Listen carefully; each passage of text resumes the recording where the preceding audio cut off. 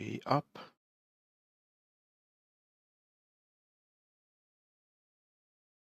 Yes, we're up. Okay.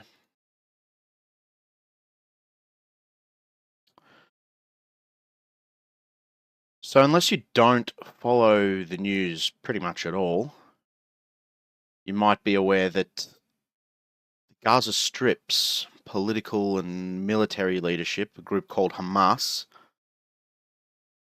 pardon me, Harakah al-Muqawama al-Islamiyah, literally the Islamic resistance movement, broke through the barriers between Israel and the Gaza Strip on October the 7th. Flew into Israel on electric paragliders that took off from inside Gaza and invaded by sea. Basically invaded a bunch of small towns and cities in southern Israel and massacred a whole lot of people. I think the figures are up to 1,400 dead from the attack, including more than 200 people dancing through the night at what I can only assume was an Israeli version of the Rainbow Serpent Festival.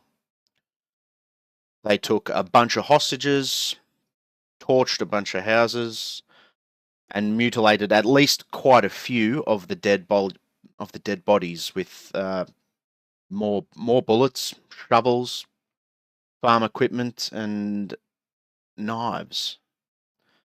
Now, the reason I want to talk about this is not because I believe I have some special insight into the situation, not because I'm going to be the one to pull a West Wing and magically solve the crisis, but more because of the sheer amount of unconfirmed and outright mis/disinformation that is currently informing narratives all over the world. I don't really use Twitter except to inform these videos, and the amount of people screaming things like 40 mutilated dead babies or Israel murdered 500 people by bombing a hospital, and frankly the amount of people conflating Palestine and Hamas by those playing the breaking news game, where we see an image by some random but almost always verified Twitter account, accept it as the truth, and then use it to bash supporters of the other side, is really disturbing. So whenever I see images or videos coming out of a war zone, like buildings collapsing in Gaza or MiGs launching missiles and rockets over Ukraine, I never accept any textual narratives attached to those pictures, because that usually informs, whether by design or incidentally, a propaganda narrative. All we know is what we can see, and sometimes we don't even know when we're seeing what we're seeing. There's frequently images from similar situations years or even decades ago, like the Syrian civil war, Kurds fighting in southern Turkey, and they're frequently presented as outcomes or results of current conflicts and battles. The breaking news game is just insane in the social media age, and the amount of people who just immediately jump in with both feet, only to then be humiliated by the fact that they've misinformed thousands, potentially millions of followers, is, like I said, it's insane. So we see videos like this.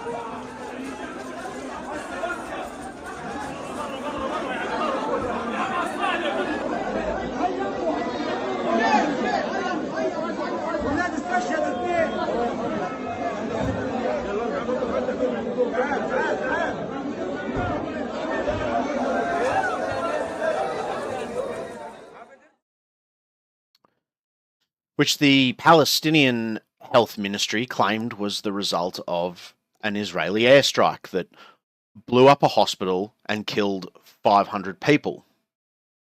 And they announced this something like 20 or 30 minutes after the actual event, while Israel is still counting bodies from 10, 12 days ago. And all we can really surmise from things like this, exclude the narrative, cut away all the bullshit, is that an explosion or some sort of event happened and people died. We don't even know a body count, at least not an accurate one, not initially. You always need to wait for passing judgment wholeheartedly on either side after events like this. And while I wouldn't take Ben Shapiro's word on why Israelis and Palestinians hate each other so much for reasons that I think will become fairly obvious, he values his credibility highly, publishes his own mistakes, right down to bad tweets and horrendous interviews on abortion with UK journalists, and has one of the largest right-wing media companies in the US working with him to gather videos, pictures, information from a very wide variety of sources.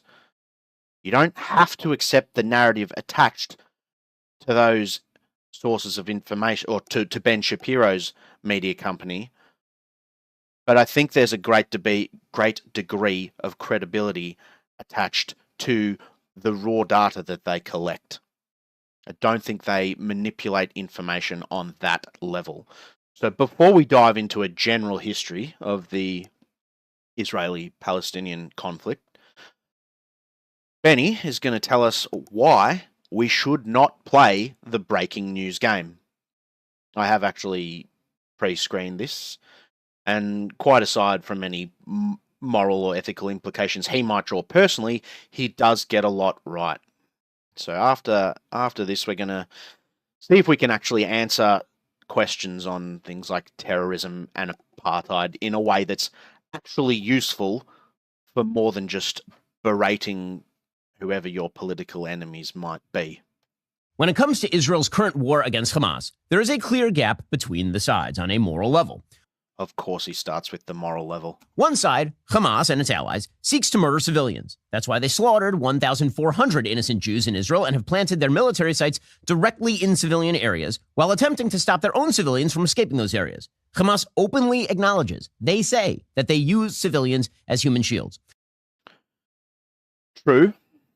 Keep in mind, Ben Shapiro is I believe he's an Orthodox Jew, spends a couple of months a year in Israel. Don't know if he has any family there. I mean, you go back a couple of generations and Israel didn't exist. The country's only 75, 80 odd years old. So I'm not sure if he or his wife have any direct relatives living over there, but he returned to America from Israel literally on the day of the attack. The other side, Israel, seeks to save civilians. That's precisely why Hamas locates its... I don't know if you could say they're specifically looking to save civilians. It's more along the lines that they're not too phased if they're in the way while they carry out their military objectives. Military assets in civilian neighborhoods. If Israel were truly a human rights monster that didn't care about civilians, Hamas would have no incentive to shield its weapons with innocent Gazans. On the one side, Hamas has a health ministry that routinely lies. In 2014, for example, Hamas's Interior Ministry website issued instructions to online activists, including the following statements. These are direct quotes. Quote, anyone killed or martyred is to be called a civilian from Gaza or Palestine before we talk about his status in jihad or his military rank. That's probably an issue that exists in most dictatorships. That's also a good reason not to accept as fact any narratives coming out of the war zone. Just as images and videos posted by Ukraine's Department of Defense might be real, might be occurring in real time, you wouldn't necessarily accept what those pictures mean as presented by Ukraine because they're inextricably linked to the conflict and they have a an undeniable conflict of interest, I guess you would call it. Don't forget to always add innocent civilian or innocent citizen in your description of those killed in Israeli attacks on Gaza. They also say, quote, avoid publishing pictures of rockets fired into Israel from Gaza city centers. This would provide a pretext for attacking residential areas in the Gaza Strip, unquote. That is true, and that is exactly what has happened. Because Hamas runs a tyrannical terror state, media members are routinely told what to report, which is why that same year, in 2014, the Washington Post admitted that when it comes to body counts, the Hamas health minister was, quote, the only game in town. They threatened reporters. That same minister acknowledged that he maximized the count of civilian casualties. Even if they weren't threatening reporters, I don't think there's a lot of journalists on the ground in Gaza in the first place, and those that are would be very, very, very brave going against Hamas and the political leadership's official narratives. The New York Times in 2014 recognized that Hamas inflates such statistics as well. The other side, Israel, is a democracy with high levels of transparency, a free press, a robust democracy with high... All true, doesn't mean they're not susceptible to inflating their own casualty numbers and drawing their own narratives either. Which is why a lot of people prefer to trust either third-party verified information coming out of conflict zones or international bodies like, for example, Amnesty International, although those international bodies, I wouldn't say, are free from political influence either.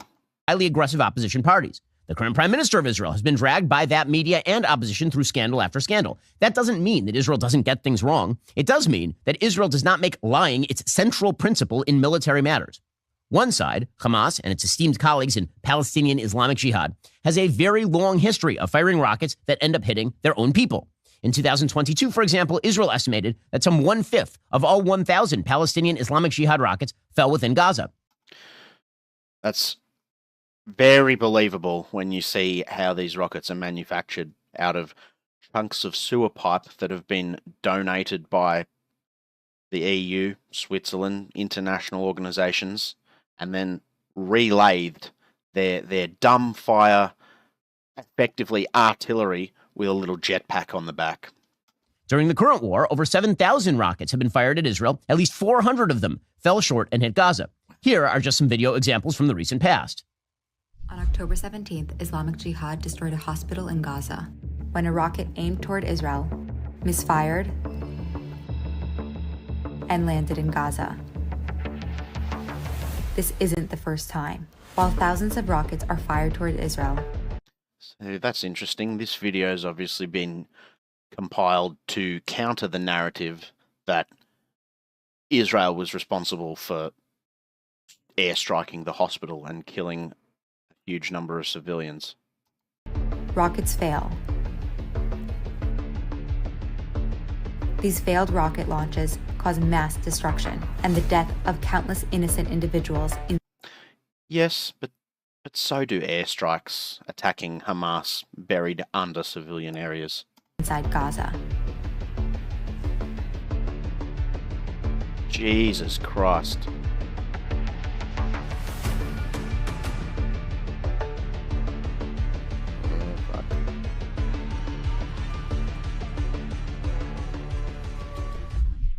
Now, here's a map of all the failed launches during this war alone.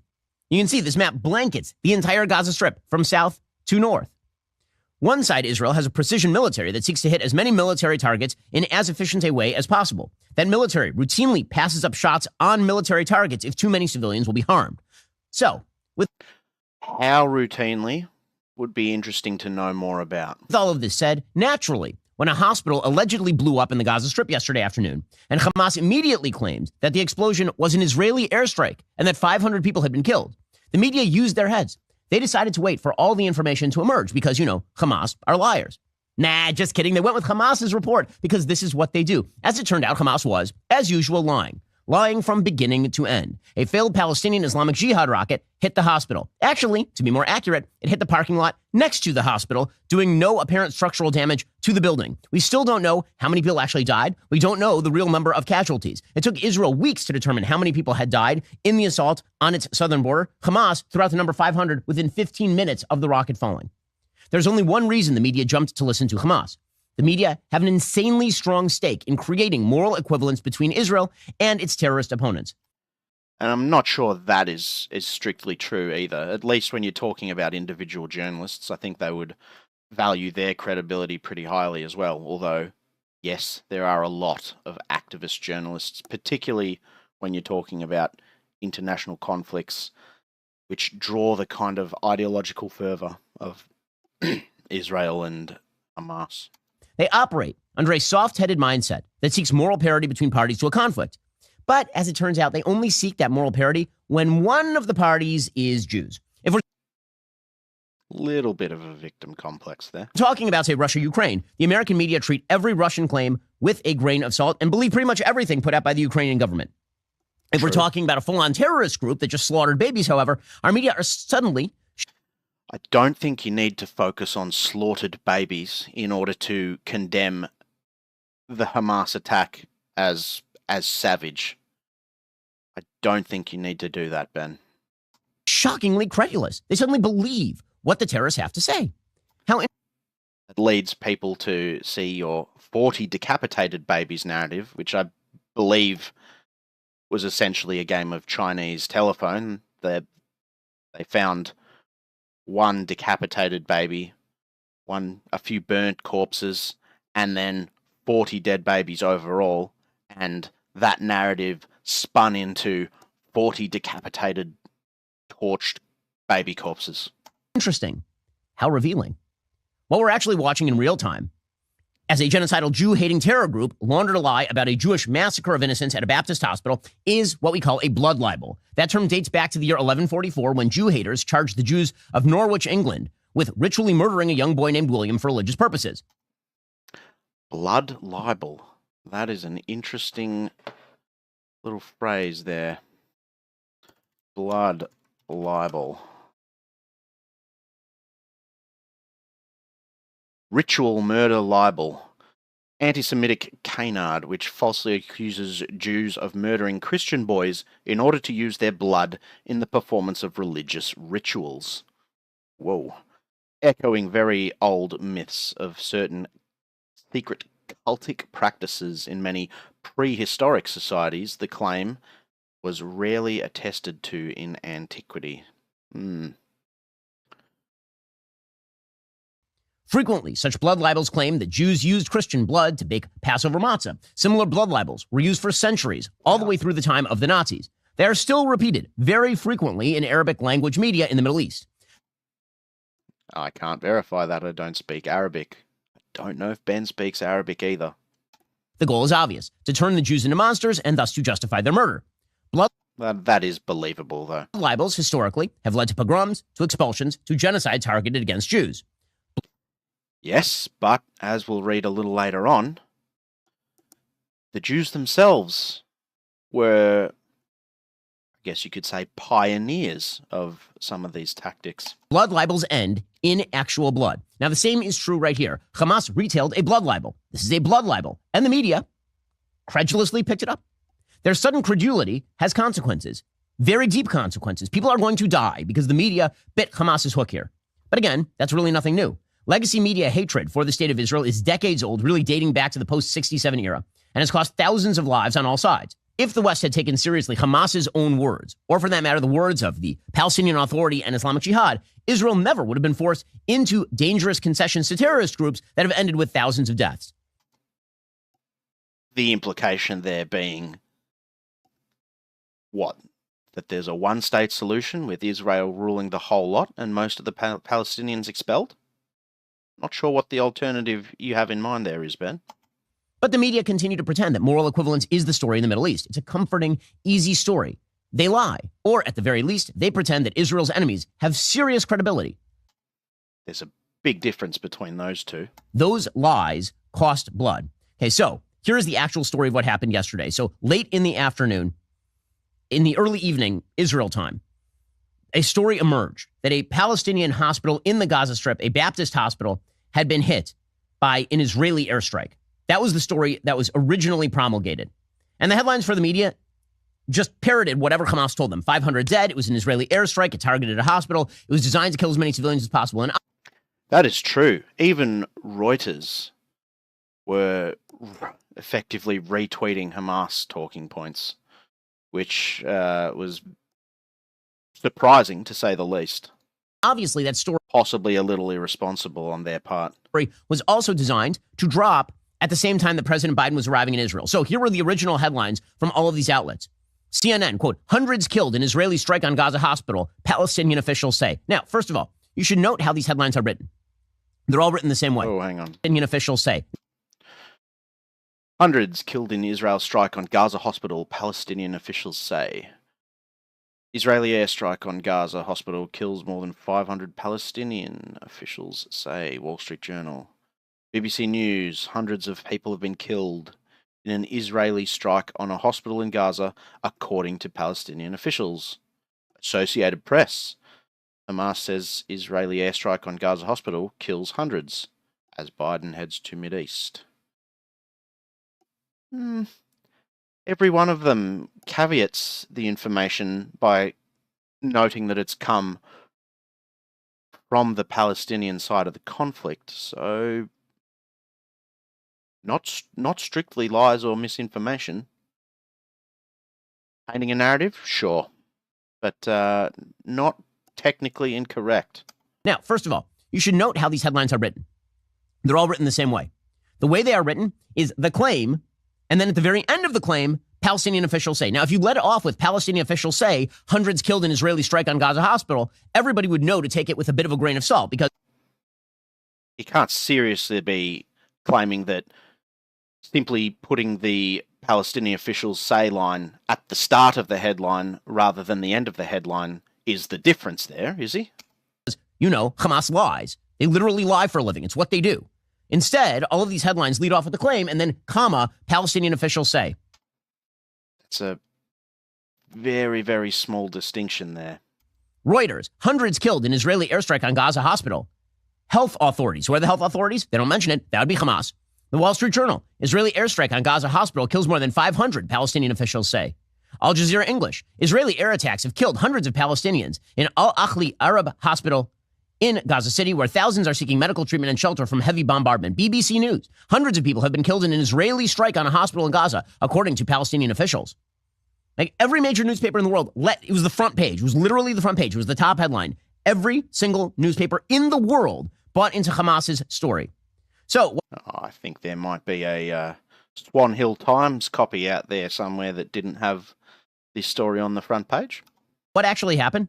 What actually happened is that Islamic Jihad, Palestinian Islamic Jihad, which has thousands of rockets in the Gaza Strip, they were firing rockets on Israel because Islamic Jihad is a separate group to Hamas. See if we can find a little info about them. Jihad, Gaza.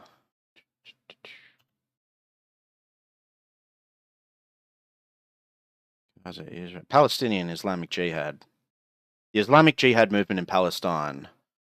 Palestinian Islamist paramilitary, founded in 1981. Offshoot of Muslim Brotherhood, like Hamas. Influenced ideologically in its formation by the Islamic regime in Iran. Member of the Alliance of Palestinian Forces. Damascus-based alliance of 8 Palestinian political factions. Interesting. Rejects the Oslo Accords, like Hamas. Sovereign Islamic Palestinian state. Military destruction of Israel. Rejects two-state solution. Financial backing from Syria and Hezbollah. Power steadily increasing with the backing of funds from Iran. So a lot of similarities with Hamas there, but not directly related. You know, it was a night ending in Y. And so it's time to try to kill some Jews in Ashkelon or something. And so they started firing rockets into Israel. And shock of shock, it turns out that one of their rockets fell short. How do we know that? Well, as we'll see, because all the evidence says so. Not all, but a lot. And a lot of those rockets, as we've seen, fly all over the shop like cheap fireworks, those things. Visual evidence, audio evidence, geolocating evidence. But the key point here is that all the media organizations put 500 dead Palestinians, Israel bombs hospital on a front page story, while there was evidence to suggest that that was not the case. Lies, misinformation, I don't know, but irresponsible journalism, I would say. All of it says so. So the media didn't just get it wrong. They bought a terrorist lie, broadcast it to the world, and then they're slowly having to backtrack that lie. It's too late, though, because once the lie is out there, this will now be the story, and it will cost lives. I'll get to more on this in a moment. Okay, so the IDF waited until they could actually gather the evidence, and then they revealed that actually, no, it was not an Israeli airstrike on a hospital. In fact, Israel goes out of its way not to hit hospitals. How do we know this? Well, because, as I've said multiple times on this show and others, Al-Shifa Hospital in the Gaza Strip is located directly above Hamas headquarters. This has been well known for decades at this point, for literally decades. So you ask, why hasn't Israel just taken down the hospital? Because it's a hospital. That's the reason Israel didn't take down the hospital. For literally everyone knows. That is true, and this is something it's interesting. A lot of the more progressive left-wing supporters of Palestine claim Israeli desires for genocide and the elimination of the Palestinians when they've had the capability to do that for a very long time, 50 years at least, I would say. Why don't they? Ben's arguing it's because they don't want to kill civilians, but maybe they just don't mind too much if a few die in achieving their objectives. It is not a giant secret. It is reported on Wikipedia that Al-Shifa Hospital is located on top of Hamas headquarters, but Israel doesn't blow it up. Why? Wait, really? Al-Shifa Hospital.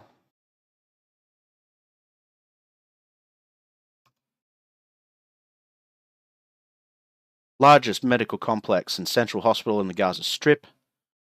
Hospital described as de facto headquarters for Hamas. Reported by Amnesty International to have been used by Hamas to torture and murder dissidents by Amnesty International. Wow.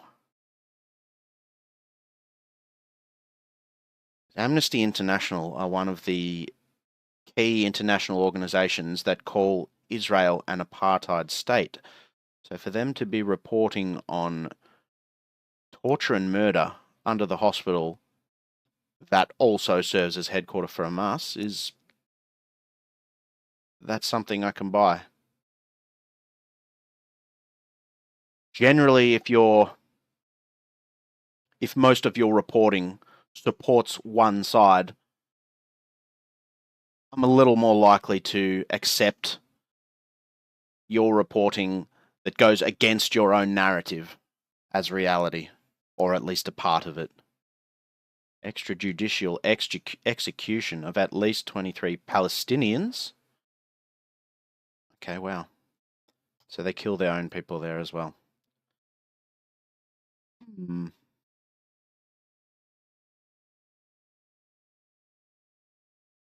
Because Israel understands that the human damage and the public relations damage that would be done by doing such a thing would be catastrophic. The public relations damage being key to Israel's support internationally at the moment. I think that's where Hamas could learn a thing or two. Getting the international community on board if you want a Palestinian state. PR, we've just talked about it with the Australian referendum. Ben knows how PR affects the state of Israel. So, yesterday, the IDF spokesperson revealed that actually Islamic Jihad fired the rockets that fell short. Here he was announcing that yesterday. I want to give you an announcement of the event that occurred in the hospital in Gaza. I can confirm that an analysis of the IDF operational systems indicates that a barrage of rockets was fired by terrorists in Gaza, passing in close proximity to the Al Hali Al Maadi hospital in Gaza at the time it was hit. It's another point we're going to look at in a little bit. Fired by terrorists. if they're effectively part of your political leadership and the closest thing a quote-unquote Palestinian state has to armed forces, are they really terrorists? Or is it just a military attacking Israeli civilians? Which I suppose would make it a war crime rather than a terrorist attack, but... Intelligence from few sources that we have in our hands indicates that the Islamic Jihad is responsible for the failed rocket launch which hit the hospital in Gaza. I repeat, this is the responsibility of Islamic Jihad. So this is a member of the IDF saying he's analysed Israeli intelligence and determined that the rockets came from Gaza. One was a misfire. Now, obviously, the Israeli military has an interest, a conflict of interest here, you might say, in projecting them as a humane force, especially on the international stage. So you wouldn't necessarily accept his narrative, but I don't think the IDF, I don't think it's in their interest to put out narratives that can be debunked down the road. That then turns even more of the international community, particularly those in their own neighborhood, against them. That can have greater implications for the state of Israel than it can for the nascent state of Palestine, I believe. That killed innocents in the hospital in Gaza. So you say, but I don't know who to believe. Should I believe the official military of a democratic ally of the United States, or should I believe the terrorist group? Well, good news. Ideally, you wouldn't believe either out of hand. You'd use the information they've presented to build your little jigsaw puzzle of the reality on the ground. Israel actually then provided evidence that it was a Palestinian Islamic Jihad rocket. So evidence helps, though. First of all, there is surveillance footage from one of the Moshavim, that is one of the villages that is located around the Gaza Strip. It was one of the places that was assaulted during the Hamas attack on southern Israel. This is surveillance footage from Netiv HaAsara, and it shows the barrage of rocket fire from Gaza. You will see in this footage that one of those rockets doesn't make it all the way out. And where does it go? Where does it go? There you see the Gaza border, right? You see the Gaza wall. Look at the rockets go up. Look at that wall. Ooh. So I guess that's why they call it an open air prison, but Israel absolutely has the right to build walls, fences, barriers, whatever, on its state borders. I mean, Donald Trump wanted to do it between the US and Mexico, so that's a thick wall though, with 2 C's. Hey, here they go. All the rockets are going up into the sky, aimed at Israel. And a mere moment later, you will see an obvious projectile from the exact same direction falling directly into the hospital area.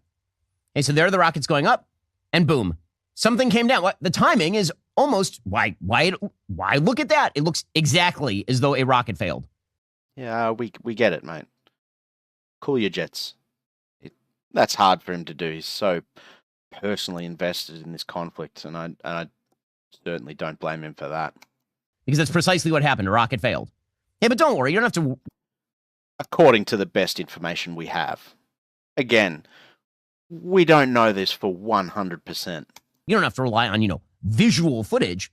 Also, Al Jazeera showed it in real time.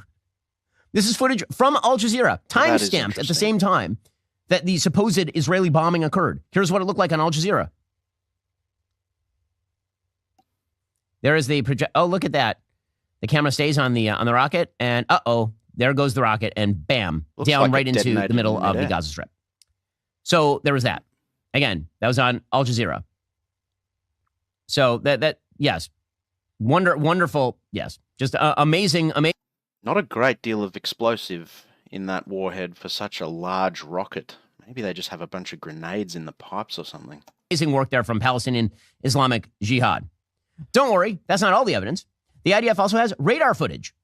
They have radar footage. So here is a picture, this is a graphic of where the rockets were aimed. There's the rocket launch site, as you can see. If you're watching the show, you can see it in the lower left-hand side of your screen. And then you can see a series of lines that are the direction of the rockets. As you can see, the hospital is located directly along the path of one of those lines. This is all taken by Israeli radar footage. But don't worry, there's more. The IDF also has drone footage of the actual site of the hit. And what they show is damage done to the parking lot. So this is before and after. Okay, you can see from the top where exactly this rocket landed. Now, you'll recall that the original report is that it hit a hospital square. Right? It hit the hospital square, killed 500 people.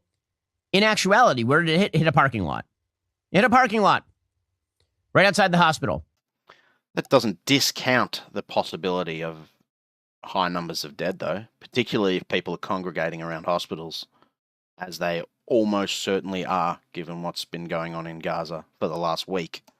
And Hamas immediately claimed 500 dead, and the entire media ran with it, without any body count, without any sort of waiting, with nothing. Okay, as you'll see from the footage here, you can see there's the parking lot, there's the hospital compound. And again, you can see this. That really is a tiny explosion compared to what else has been going on. Site of the fire. There was no bomb crater, no heavy ordnance crater at all. There's shrapnel on the roof. The tile roof on the building next door wasn't even damaged. They gave examples of craters caused by IDF ordnance, or IF, because the Israeli Air Force, diameter of 7 meters. There are no visible signs of craters or significant damage to buildings. There's no crater. How do we know there's no crater? Because there's actual pictures from the site where there's no crater. It is perfectly obvious from all available evidence that this was a rocket that failed. And in fact, we have footage directly from TASS, which is in Arabic. He's at risk of playing the breaking news game himself there. Perfectly obvious is not how I would describe that. Station showing the actual site. And here's what it shows. Now, does that look like the middle of a hospital to you, or does that look like a parking lot that got burned? Yeah, you can see. Again, this is footage not from Israel. A little bit of damage to the roof. A couple of burnt out cars. I mean, if the cars were full of people, you could still have 20 or 30 dead bodies there. This is from TASS. Not seeing dead bodies on the scale of the video that came out of that music festival, though. That was atrocious. Okay, there's people walking around the burned outskirts of a parking lot that got hit. Got some burned cars. So unless those cars were filled with hundreds of people, they're not 500 dead in that particular bombing. And the exterior to these buildings is largely undamaged. They have footage from inside the chapel. You can see some of the windows got blown out, and the interior of the chapel is intact. Right? You're not seeing giant bloodstains on the floor. You're not seeing bodies strewn everywhere. So there must be a fairly sizable Christian population in Gaza as well.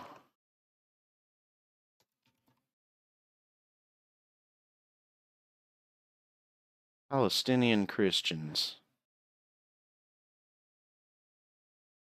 Full or partial Palestinian Christian ancestry can be applied to an estimated worldwide.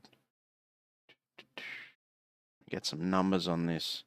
As of 2015, Palestinian Christians comprise approximately 1 to 2.5% the West Bank population, less than 1% in the Gaza Strip. Okay, so that's 20,000 odd people. I guess most have simply left. Now again, did some people die in this failed Palestinian Islamic Jihad rocket launch? Sure. I mean, I would assume yes. Was it 500 people? Where's the evidence? Also, even if it wasn't 500, even if it was 500 people, it was a rocket from Palestinian Islamic Jihad. Oh, but wait, there's more. I mean, you think that, but wait, there's more. Okay, I'll get to the more in just 1 second, because again, just in case you were thinking, well, you know, that's all circumstantial. What if I had for you evidence of Hamas members talking to one another about everything coming out of war zones is circumstantial. The failed Islamic Jihad rocket launch? Good news, I do. I'll bring it to you momentarily. What if I told you that I have audio footage? Well, we do. So here's audio. This is from Hamas members talking to one another going, uh-oh, it looks like one of the Palestinian Islamic Jihad rockets hit, near one of our hospitals. Must be from an Israeli, a Mossad wiretap somewhere. I don't know how they're getting this audio. Oops. This is a recording. Hamas operative number 1. I'm telling you, this is the first time that we see a missile like this falling. And so that's why we are saying it belongs to the Palestinian Islamic Jihad. They are saying it belongs to Palestinian Islamic Jihad. It's from us? It looks like it. Who says this? They are saying that the shrapnel from the missile is local shrapnel and not like Israeli shrapnel. What are you saying? And then silence. But God bless, it couldn't have found another place to explode? Never mind, yes. Blank, they shot it from the cemetery behind the hospital. What? They shot it coming from the cemetery behind the Al Ma'madani hospital in a misfire and fell on them. There's a cemetery behind it? Yes, Al Ma'madani is exactly in the compound. Silence. Where is it when you enter the compound? You first enter the compound and don't go toward the city. It's on the right side of the Al Ma'madani hospital. Yes, I know it. But I thought it was an Israeli airstrike. I mean, according to literally every major media news outlet on the planet. They just ran with Hamas. Who all sourced it directly from one of the belligerents in this conflict. Hamas's lies about it. So Hamas knew right away, and then they decided to lie about it. By the way, in that even audio recording, multiplicity of war crimes admitted in that recording, right? You're not allowed to fire a rocket from right next to a hospital. So what are they admitting to? That they fired the rocket from right next to the hospital. Can they be a war crime if they're a terrorist attack? I guess we'll find out. 2, they're admitting that it fell in the parking lot near the hospital. 3, they're admitting to lying to the entire international media about all this. Now, you could make the case for the media that they're just credulous and stupid, except that they've known for decades that the Palestinian authorities routinely lie about this stuff. Routinely lie. It is not as though this is somehow not their MO. This is exactly their MO. And the counter to that argument would be that maybe not directly lying, but Israel have also refused to admit complicity in certain deaths, certain casualty events, although it usually comes out down the track as a result of Israeli investigations, and then the narrative flips. Israel was lying the entire time. I don't think that occurs to the same extent because they're held to higher standards, because they want to be part of the West. They've been doing it for as long as they've been. This is why. You wonder why it is that so many news outlets are located within Hamas-controlled buildings in the Gaza Strip. The answer is because you will be shot or you will be hurt if you do not do what Hamas tells you to do. Everyone in the Gaza Strip knows this. It's not like Israel where you can walk around free with a camera. Hamas is a tyrannical terror state. They tell you to report a thing and you report it. And if you don't report it, they kick you out or they kill you. Everyone knows this. And yet the entire media ran with their lie yesterday because the blood libel is more important. It is purposeful. That's not foolishness. At a certain point, it becomes purposeful. I don't know how many times you can promote the moral equivalence blood libel lie of equating actual terrorist murderers with Israelis attempting to defend themselves before you become complicit in the lie and part of the lie. I have a feeling they'd say the same thing about you, though, Ben. Hamas literally laundered a blood libel into full public view. And by the way, blew up the Middle East. I mean, we'll talk about that in a second. These lies have tremendous effect internationally. Yeah, we're not going to talk about that in a second. I'm sure Benny could talk about that all day. So that's a snapshot of how very rapidly evolving situations. It's the old adage, the lie makes it halfway around the world before the truth has its pants on or whatever. You got to pump the brakes sometimes when you're analyzing these sort of events, especially when there's two very interested parties involved. So let's just cover briefly how it started from Vox, so you get a better idea of this. In the early hours of Saturday, October 7th, 2023, Hamas fighters launched an unprecedented invasion across Israel's southern border with Gaza, storming Israeli towns, killing Israeli soldiers and civilians. Thousands of rockets were fired into Israeli territory. and more than 1,200 were reportedly killed, many of them civilians. More than 250 people were killed in a Hamas attack at the Supernova Music Festival near the Gaza border, and around 100 Israeli hostages reportedly taken back to Gaza. That number's since been revised upwards to 199, I think, and 1,400 dead. In response, Israeli Prime Minister Benjamin Netanyahu ordered air attacks and a complete siege of Gaza, stating our enemy will pay a price, the type of which it has never known. I don't know if the revenge narratives are helpful on the international stage either. As of Friday, October 13, Israeli airstrikes had killed more than 1,700 Palestinians, so the death toll has already tipped. That figure will likely grow, with Israel preparing to launch a ground invasion, giving 1.1 million civilian residents of northern Gaza a 24-hour deadline to evacuate that the UN said was impossible to meet. Now, for a more neutral, reading of the situation, stumbled across this gentleman. His name's Peter Zeihan. Zeihan. And his YouTube channel is Zeihan on Geopolitics. And they had a very interesting, very detailed, and very dispassionate look at the situation, which I think might be a good next step after getting the more Jewish side of things from Ben Shapiro. Hey everybody, Peter Zeihan here, coming to you from Colorado the morning of October 13th.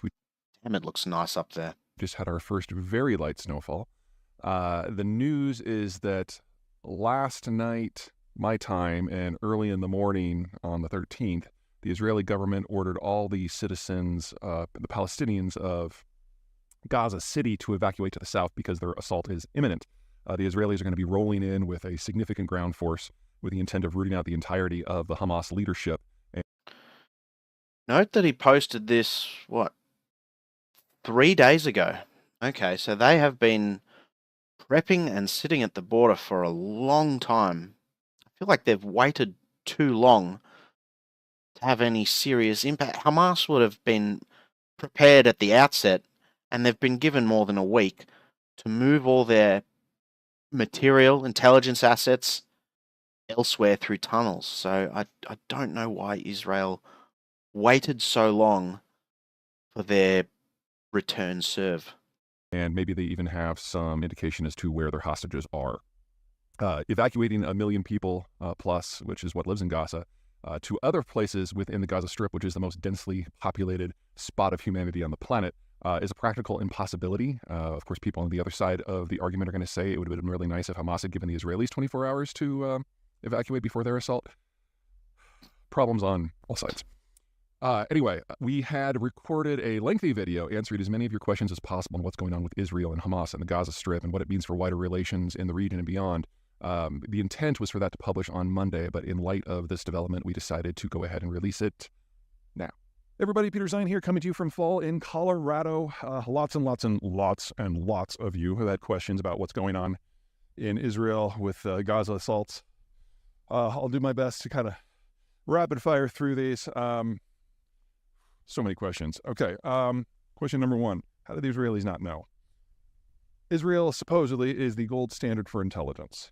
And there are... I think there's going to be a lot of questions about that asked in the coming months. But in the immediate aftermath, it seems that parties of the left and the right have rallied behind Netanyahu. That might just be an opportunistic thing to deal with the current crisis. The pain may come later for him. Aren't a lot of things in the area that honestly they need to worry about all that much. If you look at the big picture, Lebanon is a known quantity.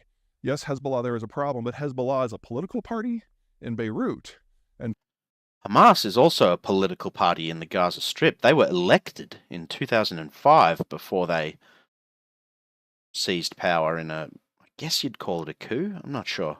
So there are lines of communications, there's phones you can tap. And while they're always worried about fighters in the hills of southern Lebanon launching attacks, whether rockets or missiles or artillery across the border, it's kind of a known quantity, and there are avenues to gather information. So it's an issue, but it's not a critical one. Syria's in civil war. There hasn't been a problem on the Syrian border in over a decade. Actually, honestly, it's been a problem on the Syrian border in 3 decades, especially since the Israelis literally control the high ground in the Golan Heights. So that's not an issue. Jordan's a satellite state that is dependent upon Israel for economic support, so that goes away. Egypt. That's interesting. Jordan depending on Israel. I know they depend on Israel for economic opportunities. Jordan, Israel, economic support. Israel and Jordan sign agreements for Jordanian exports to the West Bank. Israel-Jordan relations.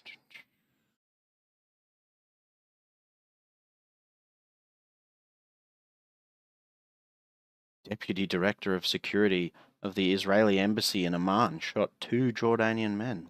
Wow. They have good relations? 2019, Jordan's relations with Israel at an all-time low.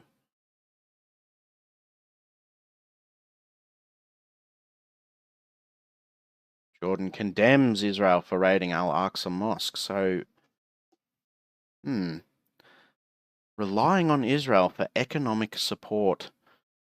According to a 2016 agreement valued at $10 billion US, Israel will supply Jordan with 45 billion cubic meters of natural gas over 15 years. Okay, so there's resource exchanges between the countries, and that's the economic relationship.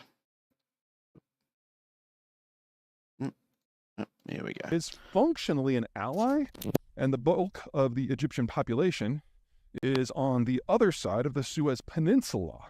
So there's just not people there that can theoretically cause problems. That's true, but is Egypt still not letting Palestinians cross the border? They've locked that border down as tight as Israel. That just leaves the Palestinians, and there is no one thing for the Palestinians. It's Palestinian territories are broken into 2 chunks. The first one is on the west bank of the Jordan River in kind of a crescent around Jerusalem. And here you've got the PLO, who is basically calling the shots. And while the relations between the Israelis and the PLO are Palestinian Liberation Organization, for those of you who don't drink the Kool-Aid, while relations aren't ever good, it is a semi-functional local government, and there are relations, and that means there's ways to monitor what's going on. And so that area has been relatively quiet. And then there's Gaza, where Hamas took over, it's been about 15 years now. Gaza is basically an open-air prison that houses 3 million people. It's about twice the size of the District of Columbia. So it is one of the most densely populated places on Earth, heavily industrialized lifestyle, but no industrial inputs. All the food, well, 90% of the food, 90% of the energy is imported, along with all the liquid fuels. So to think that this zone could create a industrial power that could challenge Israel is, of course, laughable. But to think that people living in a prison camp, knowing that the height that they could aspire to be mayor of the prison, that's as good as it gets.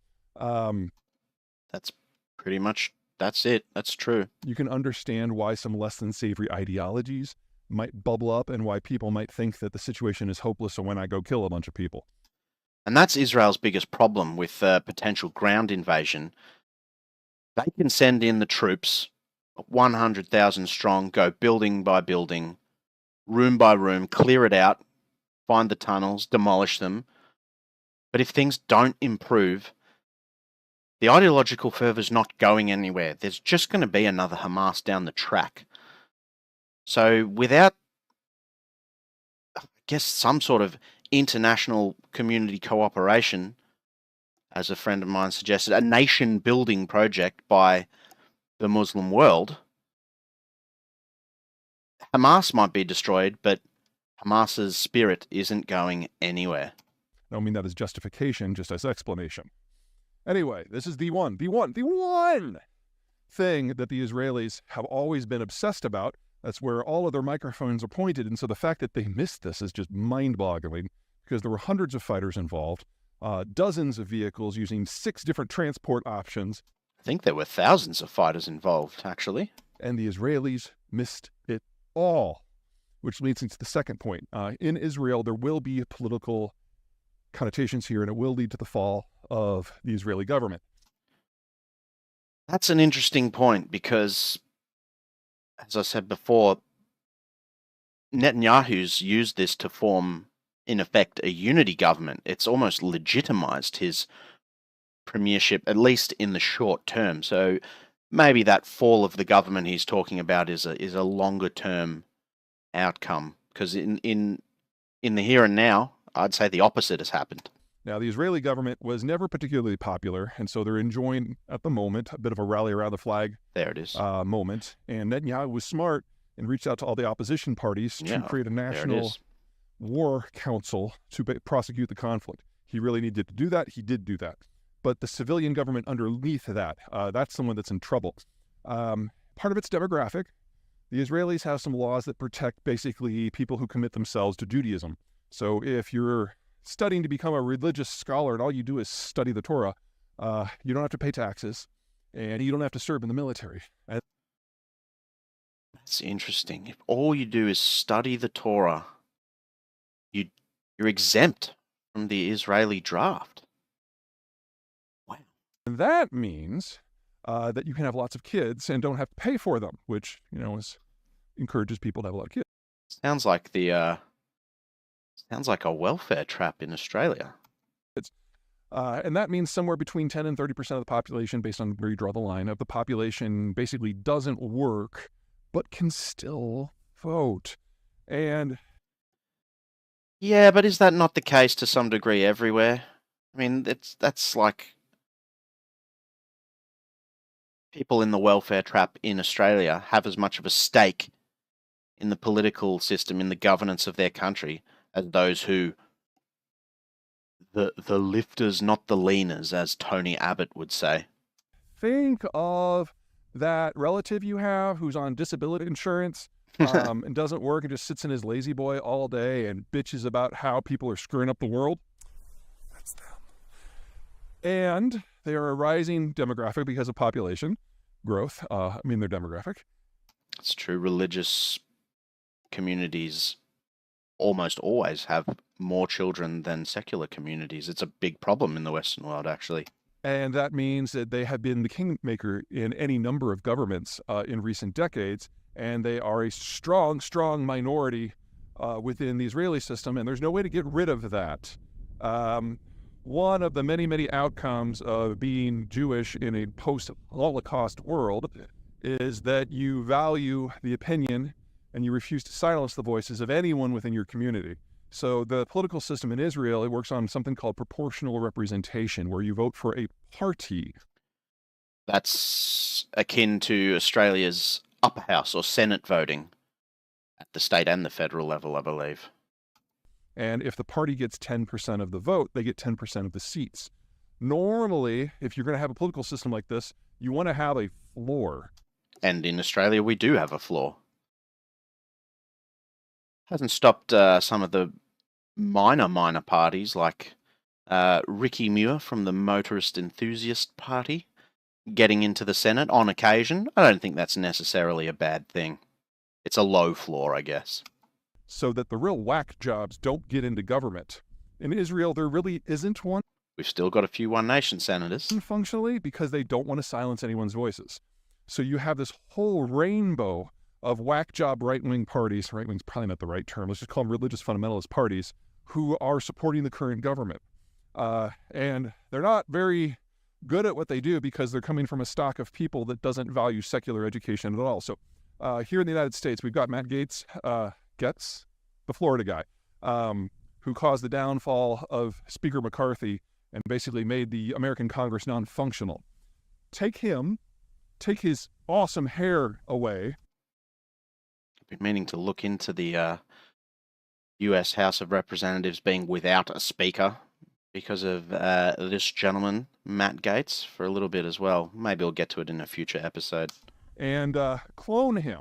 And that is roughly 40% of the Israeli government right now. People who are absolutely mind-numbingly incompetent, but have very firm ideas on how the world should work.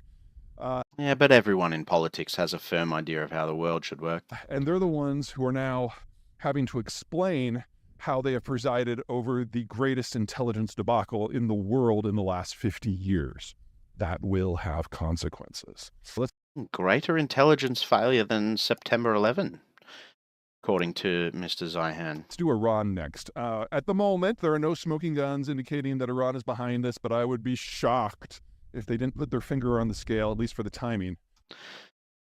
Not to mention the fact that Hamas militants, terrorists, whatever you want to call them, had anti-tank missiles, drones dropping bombs on guard towers, personal flight craft, boats that landed in Israel via the sea. The sheer amount of material and manpower was, at the very least, appeared to be beyond the capabilities of a Palestinian state. So what he's saying there is it is very, very unlikely that Iran hasn't played some sort of role, even though there is no proof, no definitive proof connecting Iran to the attack. Also, considering the various ways that the Hamas fighters launched into Israel that required non-standard supplies, which had to come from the outside, and Iran is the most likely suspect, but really it's about the... And there have been shipments from Iran to the Gaza Strip that have been intercepted by Israeli forces on the water and found to be loaded with weapons and such. Timing. The Saudis and the Israelis were working on a normalization process that if it would have completed, you would have taken the most powerful country in the Arab world, Saudi Arabia, economically, as well as one of the larger ones, and put it basically in the same bucket for security issues as the Israelis. And that would have triggered a number of other countries to follow suit, including places like Oman and Kuwait. And if that would have happened, basically the Iranians would have been facing a wall-to-wall opposition throughout the entire region. Because remember, the Iranians... So they have some pretty strong geopolitical reasons to oppose Israel and Saudi Arabia coming to a peace agreement. are Shia and Persian, where most of the region is Sunni and Muslim. I believe Hamas is a Sunni organization. I'll check that out in a bit. Sunni Shia being the two sects of Islam, and Persians and Arabs being the ethnicities. If that had happened, Israel would have been able to basically work through the Arab world to contain the Persians, the Iranians, and it would have been a downhill slide from there, no matter what happens with policy for anyone in the rest of the world. So they had a vested interest in disrupting that, and we will probably find out in a month if it worked or not. There's an argument going on in Saudi Arabia right now about what to do and how much value to ascribe to the Palestinians. Be interesting to see if Saudi Arabia abandon any attempts at these deals with Israel as a result of this. I don't think they will, because I think there's almost more of an interest in securing these deals, especially if it comes out that Iran was involved unequivocally. There was one pro forma news release that came out a couple days after the attack, and that's been it. Although, and I can't underline this enough, this is not an alliance, and Hamas is not a proxy of Iran. Hamas is doing Hamas things for Hamas reasons that are defined by their position in Gaza, living in a prison camp. The Iranians think at best that the Palestinians are animals. Remember, Oof. Strong words. But it wouldn't surprise me if Iran would throw them right under the bus the moment it becomes inconvenient for them internationally. there's a religious and an ethnic split here. Hamas, like the Saudis, are... Oh, it's a Sunni Shia thing, Iran being governed by Shia Muslims and Hamas being Sunni? Are Sunni and are Yep. Arab. And so the Iranians officially consider Hamas, the Palestinians, and the Arabs in general to all be apostates and therefore worthy of elimination.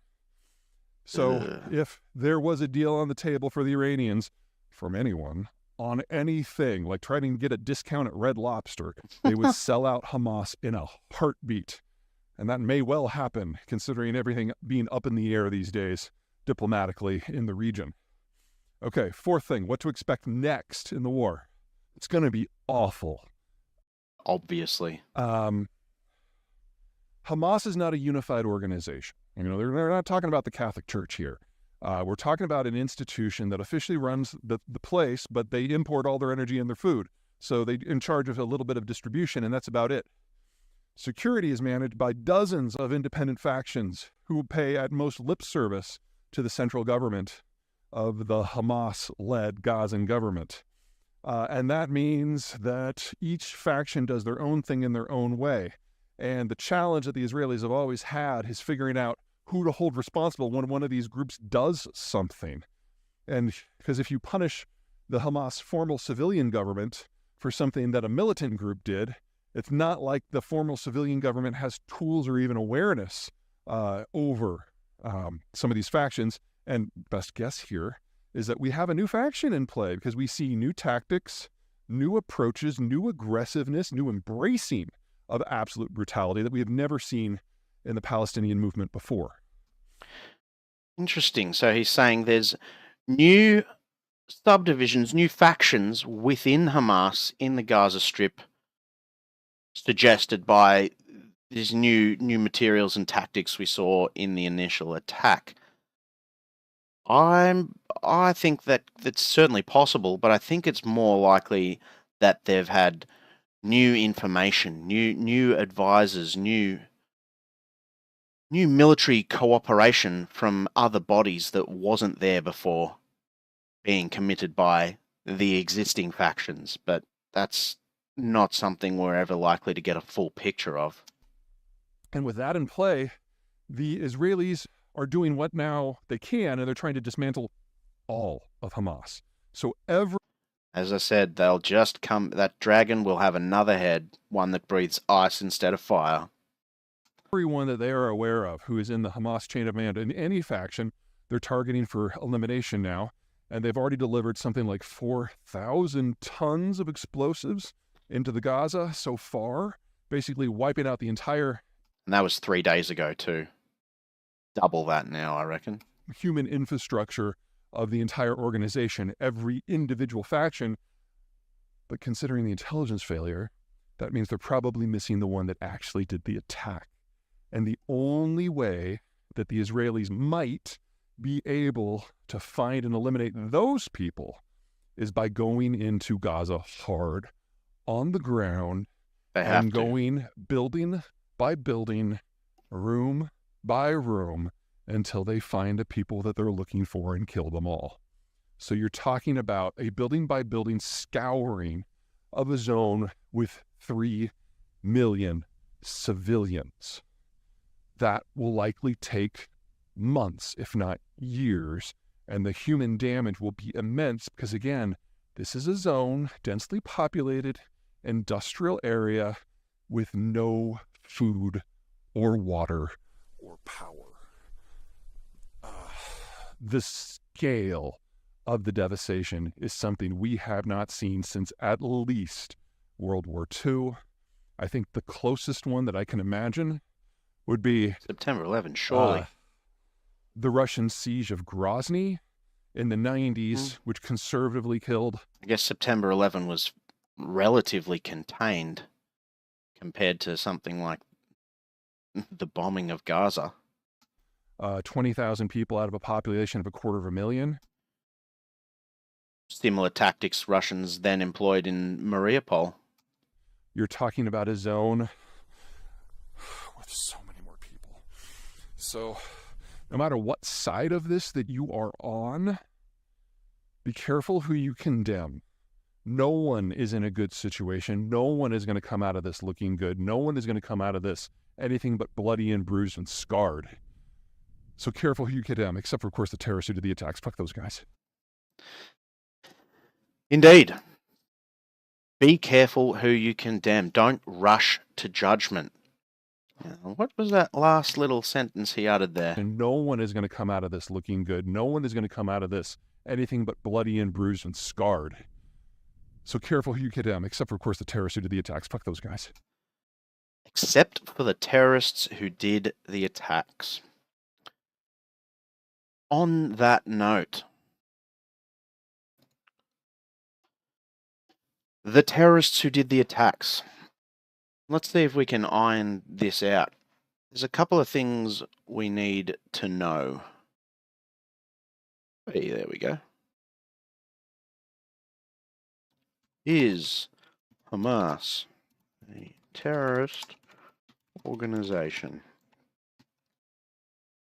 Slash, was the October 7th invasion a terrorist attack?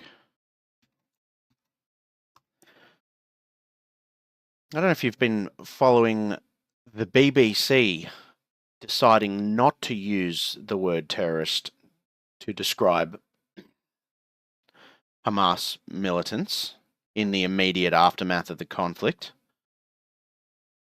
We're going to check out an article from the Financial Times here. The BBC has taken 6 reporters in the Middle East off air and launched an investigation into posts on social media that seem to support activities of Hamas against Israel. The broadcaster has strict rules on impartiality, which cover its reporters' activities on social media. Posts that were tweeted or liked by BBC News Arabic reporters, including those based in Egypt and Lebanon, appeared to support Palestine, nothing wrong with that, or criticise the position of Israel, also nothing wrong with that. The problems arise when you're working for a public broadcaster and expressing publicly political opinions that reach millions of people. The BBC has now taken all 6 off air, though they have not been formally suspended, pending an urgent investigation into their activities as BBC employees. In a statement, the BBC said, "We are urgently investigating this matter. We take allegations of breaches of our editorial and social media guidelines with the utmost seriousness, and if and when we find breaches, we will act, including taking disciplinary action." That's interesting because they appear to have already acted. All the posts have been taken down, but media reports suggest that one reporter liked a message that appeared to describe Hamas, the Palestinian militant movement that attacked Israel 9 days ago, as freedom fighters. And on that note, just before we continue, let's check out a tweet from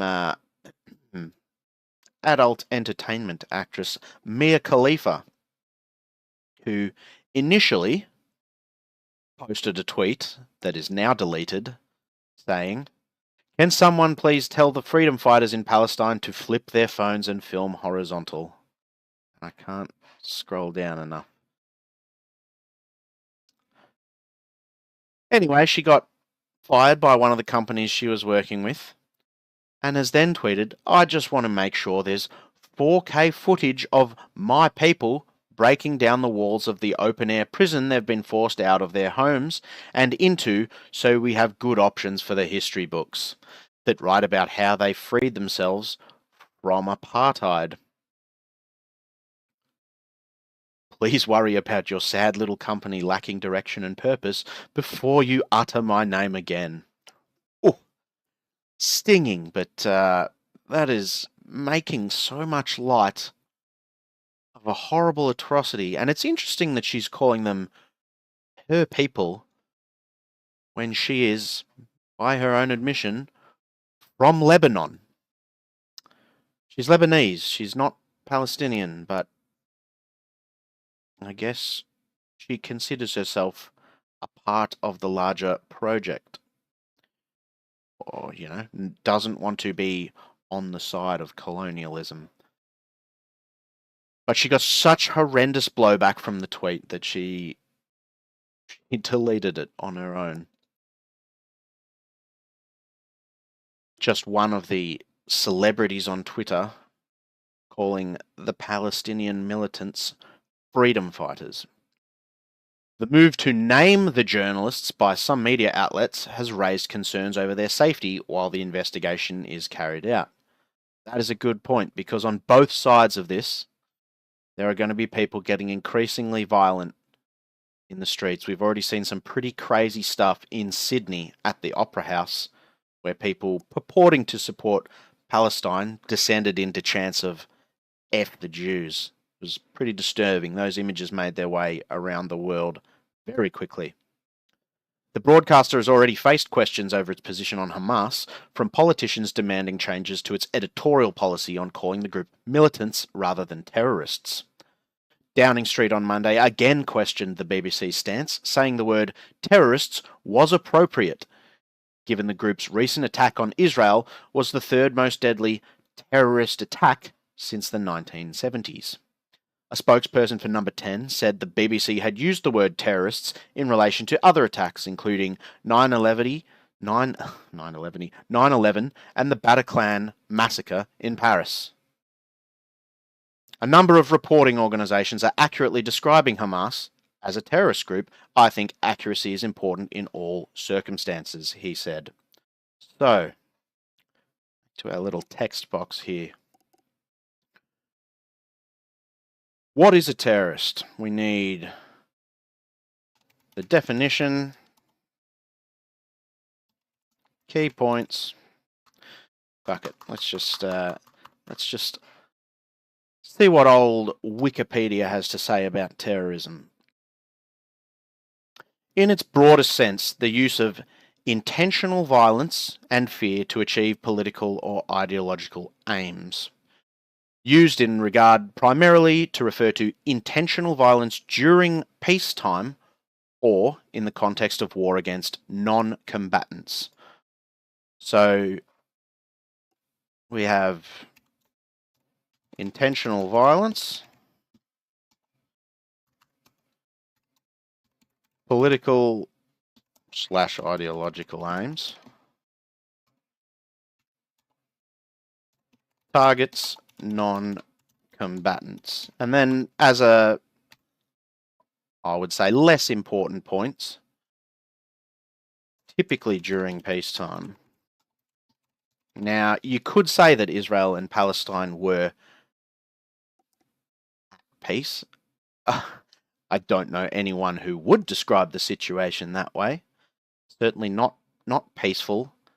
There's no normal relations between these two states. But the context of war against non-combatants, the Hamas attack across the border most definitely targeted non-combatants. So, tick that point. Intentional violence, obviously. Political aims. What were Hamas's political aims in making that attack? It's hard to know because they must have known the hammer that would come down on the Gaza Strip as a result. So if their aims are to simply sow chaos, to prevent peace accords and to prevent other nations in the area allying and operating against Hamas, then maybe they have succeeded in those political and ideological aims. If we read a little further, terrorism is a charged term, often used in connotation of something that is morally wrong.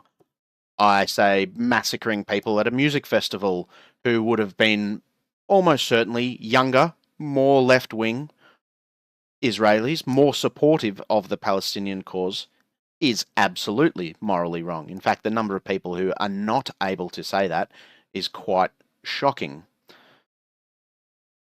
There was an interesting part about the historical background. Okay. First used in 1794 by French philosopher François-Noël Babeuf. Who's in... Okay. Prior to the French Revolution, greatest political threat to Greco-Roman civilization. Look at this. Flag of Hamas. Dedicated terrorist organization by the EU. Many scholars today trace the origins of the modern tactic of terrorism to the Jewish Sicarii zealots who attacked Romans and Jews in 1st century Palestine. So, terrorism pioneered, according to some, by Jews in Palestine. I don't think that helps us answer the question of whether Hamas is a terrorist organization or whether the attack was a terrorist attack, but it is a very interesting point.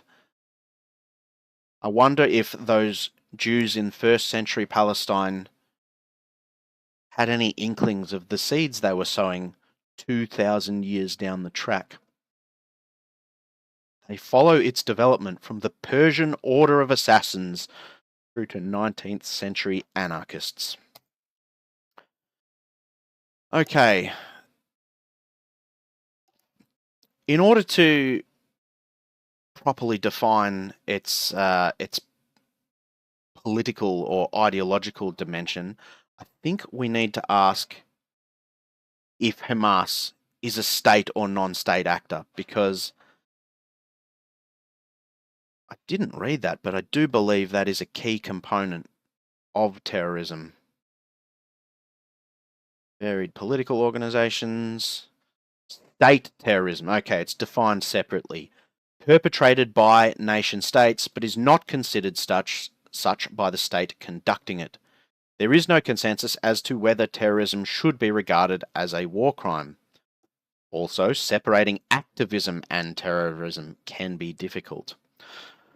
So, typical terrorism is not committed by nation states. So, the question we then have to answer is Hamas representative of the Palestinian state?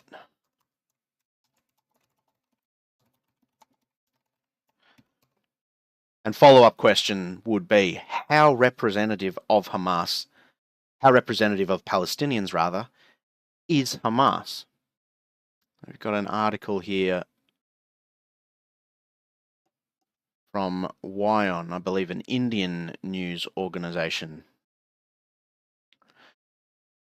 Is there any way out of the Palestine-Israel conflict? This cycle of war and murder has gone on for more than 70 years. Experts often talk about the two-state solution. India supports it, as do many others. So what is it? In simple words, the creation of two states, one for the Jews, called Israel, and one for the Arabs, called Palestine. First pitched in 1937, on paper looks simple enough, but in reality is anything but. Historians call it the most intractable conflict in the world. 70% of Palestinians in the West Bank support the two-state theory, 48% in Gaza, and 52% in Israel. So the two-state solution doesn't really even have a consensus in Israel or Palestine, which is a bit sad. Why is the promise of Palestine still unfulfilled? To understand this, we must look at the politics of Palestine, both domestic and international. Who speaks for the Palestinian community? Who is their leader, and why are Arab states suddenly wary of supporting their cause? For Arab states, choosing between Israel and Palestine was easy. They backed Palestine. Except when it comes to the taking in of Palestinian refugees. They've actually kicked quite a few out. Jordan kicked a whole bunch out, sent them to Lebanon. They took up arms in southern Lebanon, launched attacks against Israel. Israel then invaded Lebanon. Civil war, interstate war. Egypt, for whatever reason, won't have anything to do with them, has kept that border locked down tight, has a wall that goes 20 feet or 20 meters underground on the Egyptian border with the Sinai there. Why does nobody want anything to do with the Palestinians?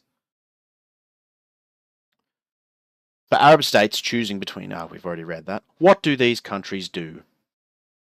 UAE, Sudan, Bahrain, Morocco, all normalized ties with Israel, with obviously Saudi Arabia pretty close behind. What do these countries do? Make vague statements of support for Palestine. Watch the conflict closely but not engage in it. Palestine is on the back burner because the Arab world has bigger priorities now. Interesting. They see Israel as a strategic partner, as Peter Zeihan just mentioned, a market with immense potential, and an ally against Iran, Turkey, and the Muslim Brotherhood, the group from Egypt that Hamas and Islamic Jihad split off of in the late 70s, early 80s. Arab people still support Palestine, though. They are flooding social media with hashtags and marching on the streets. Not just Arab people, by the way. People all over the Western world are doing that. The only difference is that their leaders don't share this enthusiasm anymore. Their condemnation of Israel is more out of compulsion than concern. That's the regional politics. What about the internal politics of Palestine? For decades, it was dominated by Yasser Arafat. The Palestinian struggle was synonymous with him. Until he was alive, until he was dead, maybe, there was unity in the movement. But Arafat died in 2004, and with his death, factionalism crept in. Today, Palestinian politics is a story of fragmented leadership. In the West Bank, the Fatah party, founded by Arafat, calls the shots. In Gaza, it's Hamas. Hamas was founded in 1987, around the same time as the first Intifada, or uprising. They were, as I've mentioned, an offshoot of the Muslim Brotherhood in Egypt. Unlike Fatah, Hamas has a military wing, and they are not shy of using it. So when we're defining Hamas as or as not a terrorist organization, do we consider the Hamas military wing and the Hamas political wing running the Gaza Strip as one and the same? There's no way to define that 100%, but they are the same body, they support the same causes, and they are running the Palestinian state, at least on the Gaza Strip side. So I would argue Hamas are almost a state body of Palestine, whether or not they're representative of the Palestinian people. They are the closest thing that the Gaza Strip has to its own military force. And if they are effectively the Palestinian military, then they're not technically a non-state actor, and their intentional violence that does meet the definition of terrorism would simply be an act of war.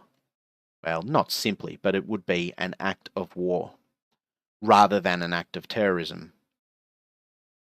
Can acts of war be acts of terrorism? I guess that depends on your state, non-state actor definition of terrorism. If state terrorism is a thing, then yes, they can be, but that's another question. We're getting in too deep into the weeds. Canada, the EU, US, Israel, and Japan have listed Hamas as a terror group. What about India? New Delhi does not classify Hamas as a terrorist group. In 2018, they abstained from a UN vote condemning them. Both civilian and military targets are fair game for Hamas. Some of their attacks have been classified as war crimes. Again, there's a bit of confusion there. If it's a war crime, I don't think it's an act of terror. I think it's just an act of war that has gone far enough to be called a war crime. But before their military adventurism, Hamas was actually a political success. And this is the key point when it comes to how representative of Palestinians are Hamas. They won the 2006 Palestinian elections. They were set to dominate West Bank politics, but that's when the West stepped in. The powers of the Western world. They made two key demands from Hamas. One, a commitment to non-violence, and two, the recognition of Israel. Hamas refused both. Unlike the Palestinian Liberation Organization, Hamas doesn't recognize the state of Israel, which adds another dimension of confusion, because if Hamas doesn't recognize Israel as a state, then presumably Hamas also doesn't recognize the IDF as the military wing of a civilian population. They consider violence to be a legitimate tool of the movement. Thanks to all this, foreign aid has dwindled. Palestinian leaders grew uneasy. The split between Hamas and Fatah widened until 2007, where it reached tipping point with the Battle of Gaza. The battle ended with Hamas taking over the Gaza Strip, and since then they have ruled this Palestinian enclave. Now, a lot of people all over the world are ruled by dictators. They live in dictatorships. And so, like with Russia and Ukraine, it's not necessarily fair to say that Russians support their government and support the quote-unquote atrocities they have committed in Ukraine in part of their military conquest there. But at some point, we have to ask a question of, if a civilian population accepts dictatorship, can they ever be held responsible for the actions of their government? Or is government in a dictatorship so far removed from representing the civilian population that there is no connection? Because if there is no connection there, then the reality in the Gaza Strip is that no one can really be held responsible. You can wipe out Hamas, and then when another Hamas rears its head down the track, unforeseeable. But I think it is foreseeable. In 14 years, Hamas's approach hasn't changed. Hamas prefers rockets over diplomacy, so they make more headlines than the Fatah. That is absolutely true. Most of the leaders of Hamas live in fancy hotels in Turkey, away from Gaza and the war. That's interesting. They have swimming pools and country clubs, even private bodyguards. All this while people in Gaza suffer. Forbes listed Hamas as the third richest terror group in the world. Wow. Their annual income was $700 million. Most of that has to be coming from international aid. And the sad thing about this whole thing is that that fact alone is now going to be used to withdraw massive amounts of aid from people who live in some of the worst conditions on earth, because inevitably that aid is making its way into the hands of either terrorists or militants, freedom fighters, or is being siphoned off for other corrupt activities. Annual income of $700 million, and the vast majority of your people still live in abject poverty. So it's clear that Hamas does not speak for all Palestinians. Most of them would prefer a peaceful solution to this conflict, but Hamas is dead set on military victories, and none of it is surprising. Every movement in history has had two factions, the moderates and the extremists. Hamas is the extremist group here. Their only claim to legitimacy is the fact that Israel is bombing them. But war cannot be the way forward, especially against a superior power like Israel. The little gains that Palestine has made have been through diplomacy. That is also true. There have been none on the battlefield. Every time they initiate military action, suicide bombing, terrorist attacks on civilian population, on buses, on schools, they fail. Israel strikes back hard. Civilians die. No political advantage is achieved in the long term. So the picture of Hamas fighters resisting Israel is a romanticized reality. It makes for great headlines, but nothing else. And really the result is something that goes a little bit like this.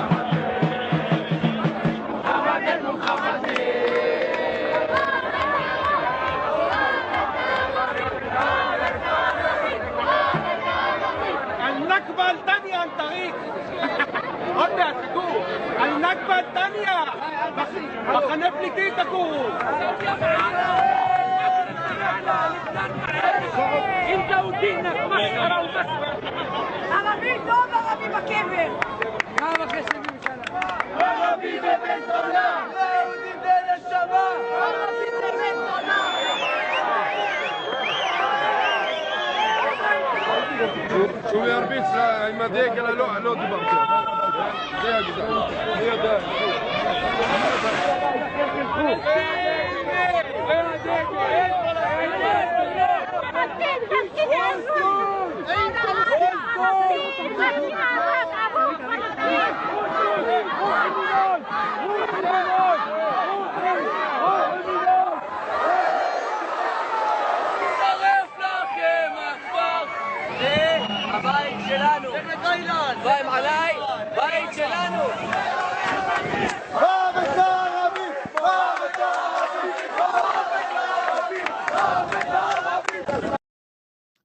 don't know when that video was taken. It may not be from the most recent conflict.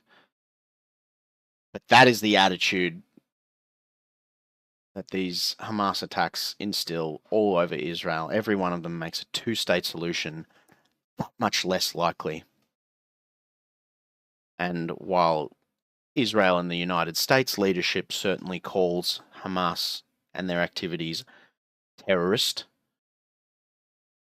I think we can see here that the difficulties and maybe not the difficulties, but the complexities involved in simply labeling these attacks as terrorism, it's just not that useful. Maybe Hamas is representative of the Palestinian state of mind. It would not surprise me if support for Hamas in Palestine, or at least in the Gaza Strip, was upwards of 50%. They have a very young population, very radicalized. Most of them have grown up in just some of the most unimaginably horrible conditions. Breeding ground for just horrendous ideologies. So whether it was a terrorist attack or not, it was a military action. No, is it a military? Look, it's a hard question to answer. In my opinion, Hamas is partially representative of the Palestinian state. It is the closest thing that exists to a military wing of the Palestinian state. And as the military that, whether they like it or not, is representing Palestine on the international stage, their actions might be closest to, where was it? State terrorism. Might be the closest or the most accurate way to describe the actions of Hamas. Again, whether against another state or their own citizens, and Hamas have killed plenty of their own citizens. And look at this first sentence under definition. There is neither an academic nor an international legal consensus regarding the proper definition of the word.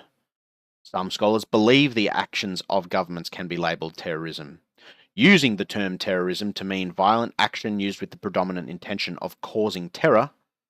Paul James and Jonathan Friedman distinguish between state terrorism against non-combatants and state terrorism against combatants, including shock and awe tactics. Shock and awe as a subcategory of rapid dominance is the name given to massive intervention designed to strike terror into the minds of the enemy. I think that perfectly describes the Hamas attack on October 7. So I initially called it an invasion, but perhaps state terrorism is the closest thing to it, even though a Palestinian state does not de jure exist. It certainly does exist de facto. The concept was developed long before the Second Gulf War as chair of a forum of retired military personnel. Okay, so closest to state terrorism, terrorism carried out by the Palestinian state, or if not terrorism, then military action explicitly targeting civilians. But really, how does all this help you in a political discussion? How does this help Israel and Palestine come to an agreement over land, over Jerusalem, over blockades? It really doesn't. It's just a word, and it's a word that has gained so much traction in the 21st century since the September 11 attacks, that its usefulness in political discourse is not what it once was. I think Hamas's actions certainly tick most of the boxes of terrorism. But I don't know if Hamas qualifies as a terrorist organization because, as we've read, state actors, as in people and groups who are not terrorists, can commit acts of terrorism. Although I suppose in committing the act of terrorism, you become a terrorist. But Hamas is a political and military wing of, if not Palestine, then the Gaza Strip, capable of committing acts of terrorism, primarily against Jews in the state of Israel, but also against their own people. Oh, wow. So, I don't know if I've answered that question or made things infinitely more complicated. But hopefully now you'll be less likely to see someone on Twitter saying, they're just terrorists, wipe them out, glass Gaza, and seeing that as a legitimate political perspective. I was going to move on to defining Israel as an apartheid state, as Amnesty International and I believe the UN have done as well. I think once again we may have run out of time. So maybe tomorrow or the next day we'll look at Israel and apartheid. I really did want to get into Al Jazeera's view. Maybe we'll watch that just before we close it out. We'll see what Al Jazeera thinks of Israel being guilty of apartheid or not, I wonder. Many people think of Israel and Palestine as two countries at war, with this one, a state for Jewish people, occupying this one here, where Palestinians live. The truth is, both Israeli Jews and Palestinians live all over this territory, ruled by one government and one army, based on the idea of advancing the supremacy and domination of one group of people, Jews. And that is what guides its policies and its practices towards Palestinians. In other words, apartheid. That wall is brutal.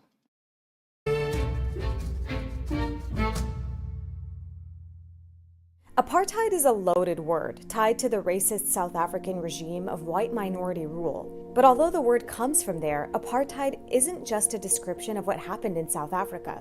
It's actually a crime against humanity under international law.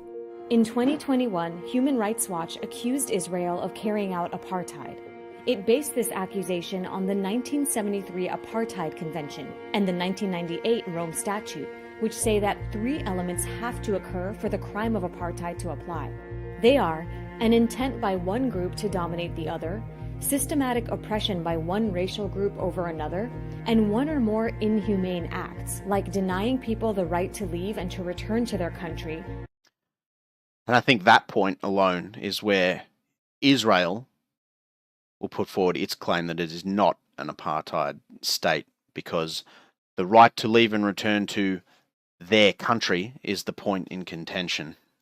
Expropriation of landed property and the creation of separate reserves and ghettos. I think they definitely fulfill those last two.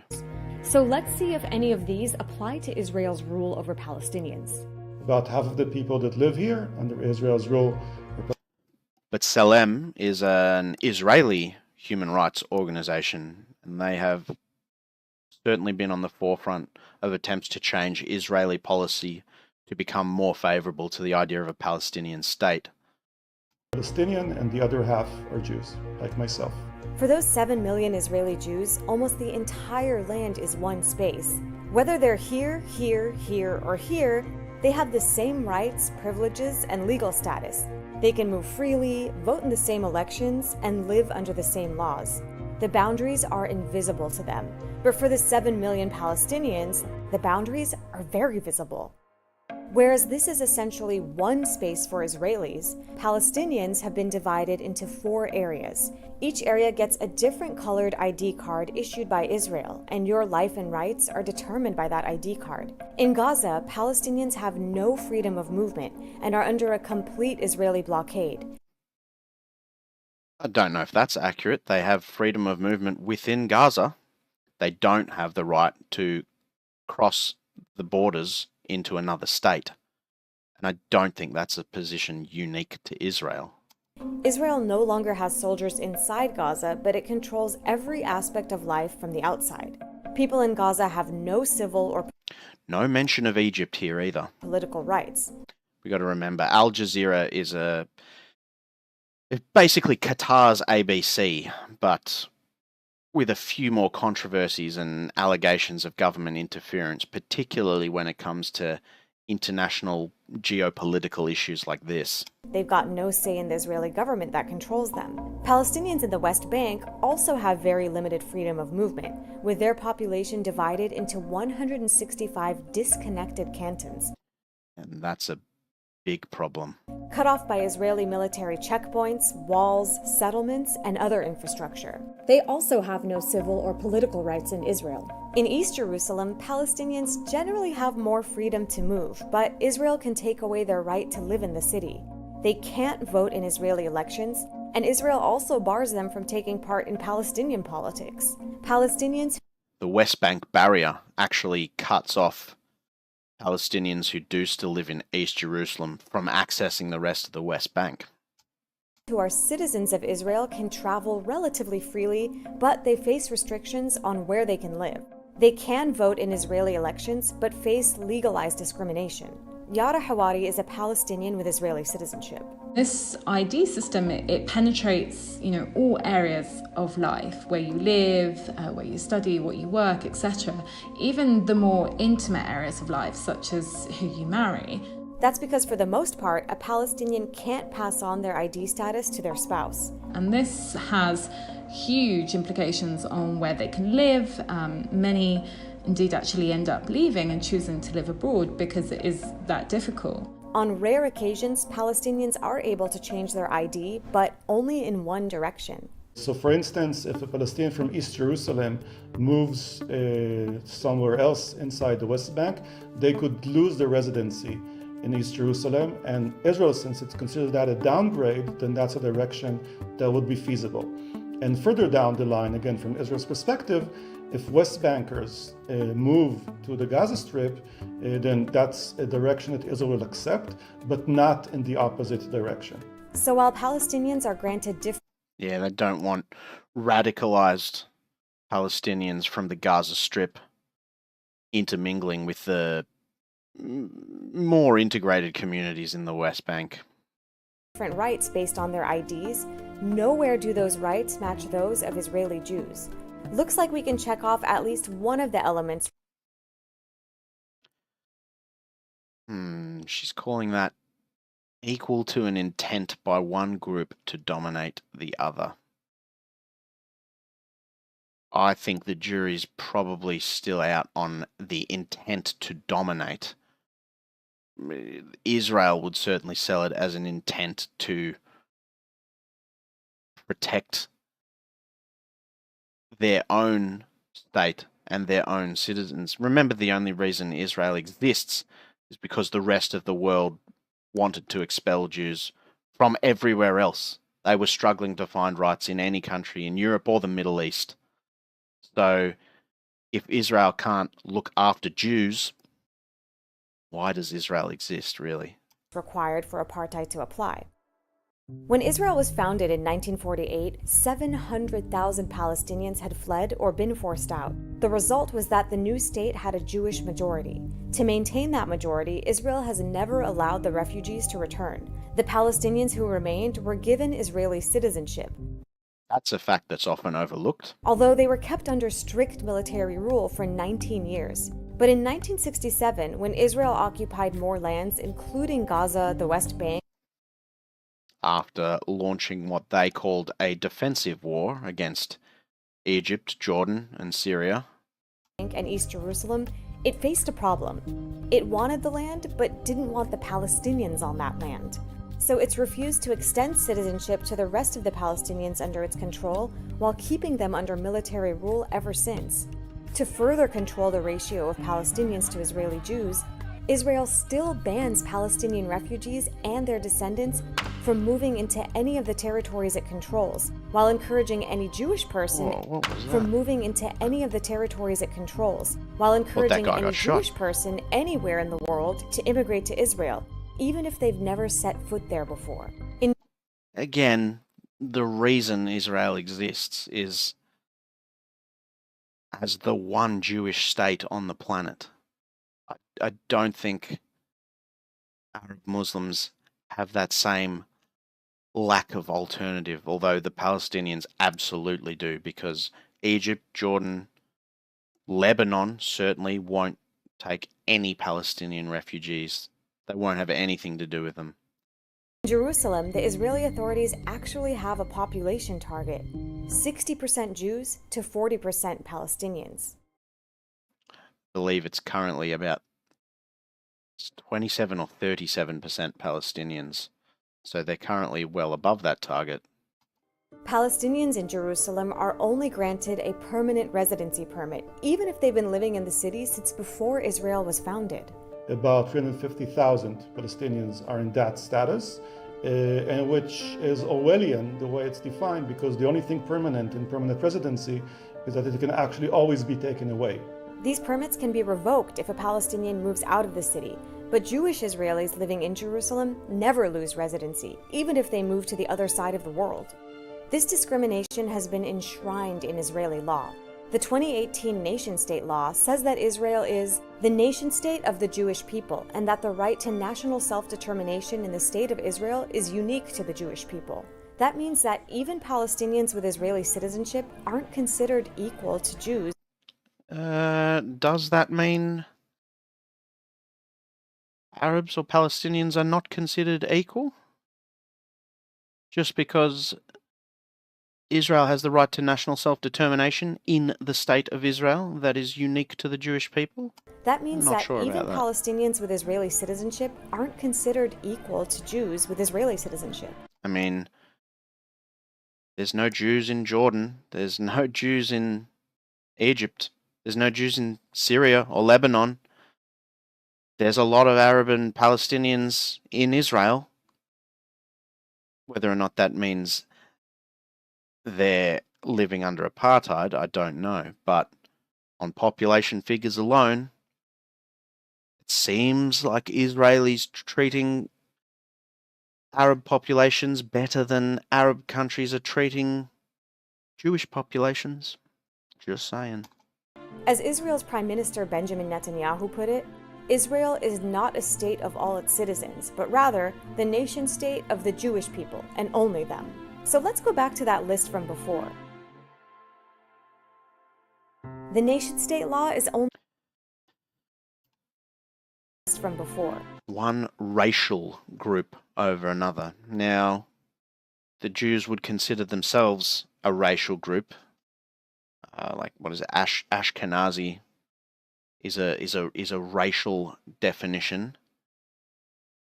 I guess Arabic is a racial definition, but religions are not typically considered racial groups. So if the Jewish state has some sort of inherent discrimination against Islam as opposed to Judaism, I don't know if that meets the criteria of systematic oppression by one racial group over another.